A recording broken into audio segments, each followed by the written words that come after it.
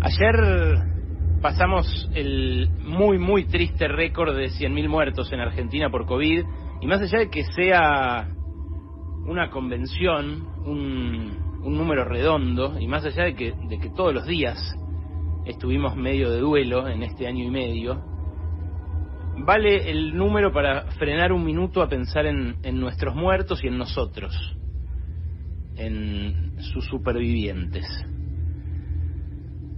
100.000 muertos, 100.250 en realidad, nos obligan a pensarnos como cuerpo social, de vuelta, como comunidad, como vengo diciendo ya bastante acá, y a pensar en ellos también, porque es una manera de pensar en nosotros, de pensar en el futuro. Hay 10 naciones en el mundo que ya superaron este umbral de 100.000 muertos. El que lo encabeza es Estados Unidos, después viene Brasil, después viene la India, todos países con bastantes más habitantes que nosotros. De hecho, entre esos 3 países tienen 1 de cada 4 muertos por COVID a nivel mundial.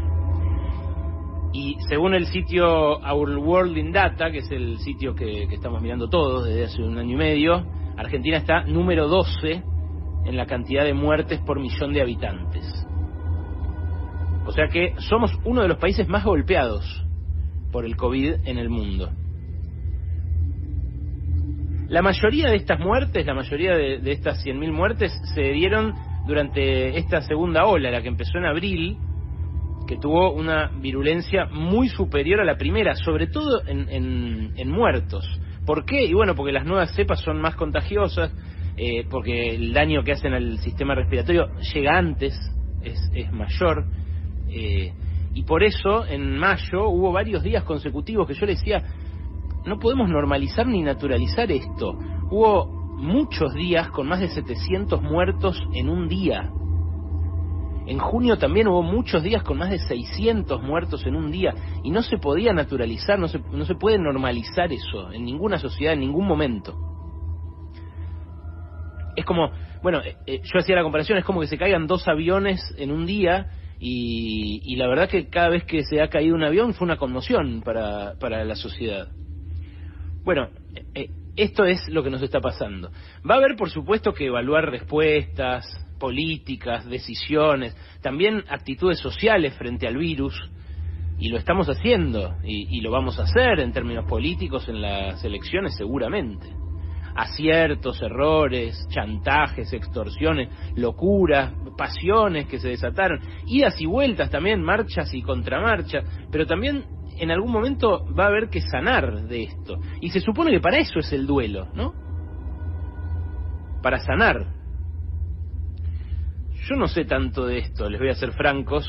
Sé lo que sabe una persona que trata de ser sensible, que trata de ser humana, pero saben más otros que estudiaron cómo funcionamos, cómo funciona la psiquis, cómo funciona la mente humana, cómo nos comportamos ante la muerte.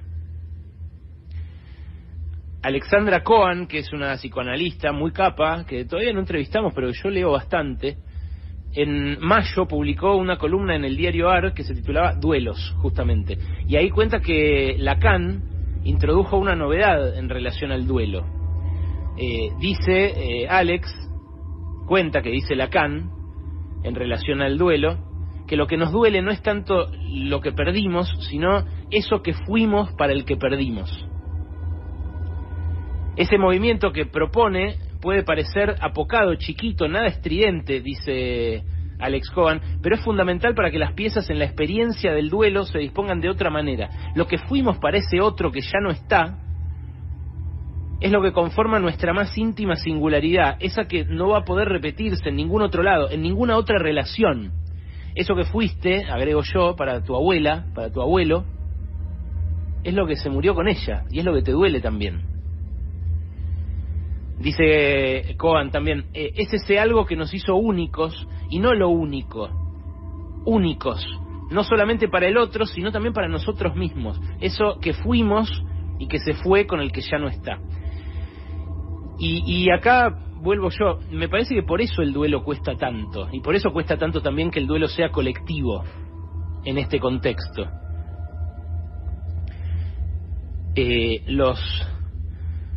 Los dolores son muy personales, son muy íntimos, y hacerlo de a muchos se complica, duelar de a muchos. Aun cuando la pérdida de uno se pueda tramitar mejor de a muchos, y para eso son los velorios, y pienso porque me escribe mi amigo el Gordo Mardones, pienso en el velorio de Diego Paruelo, pienso todas las veces que se murió alguien que no se tenía que morir. Porque uno la muerte la tiene normalizada en determinado momento, a determinada edad, después de determinados tránsitos, pero cuando se muere alguien joven o cuando se muere alguien en medio de una pandemia, es alguien que no se tenía que morir. Y eso que nos ayuda a tramitarlo cuando vamos a un velatorio, se hace difícil de hacerlo de a muchos cuando el ruido es ensordecedor, cuando las muertes son tantas, cuando vemos que se mueren como moscas nuestros compatriotas. Y ahí aparecen los funerales de Estado, las banderas a media asta, los actos, pero también aparece ahí la utilización política, la especulación, la miseria. Y yo pienso en esos cuerpos tironeados y en esos sobrevivientes también tironeados, en esos familiares, en esos hijos, en esas hermanas, en esas esposas, en esos esposos, en esas madres, en esos padres, loco. Y se me estruja el alma. Me da ganas de abrazar a cada uno, a cada una, y encima no lo podemos hacer. Pero después lo hablo con Nahuel, que también sabe de esto, y que además es mi amigo, y que por eso me toca tan de cerca, y me dice que el duelo se resuelve, o se empieza a resolver justamente cuando uno descubre eso de uno que se murió en el otro. Y cuando descubrís que en realidad algo de la persona que perdiste vive en vos,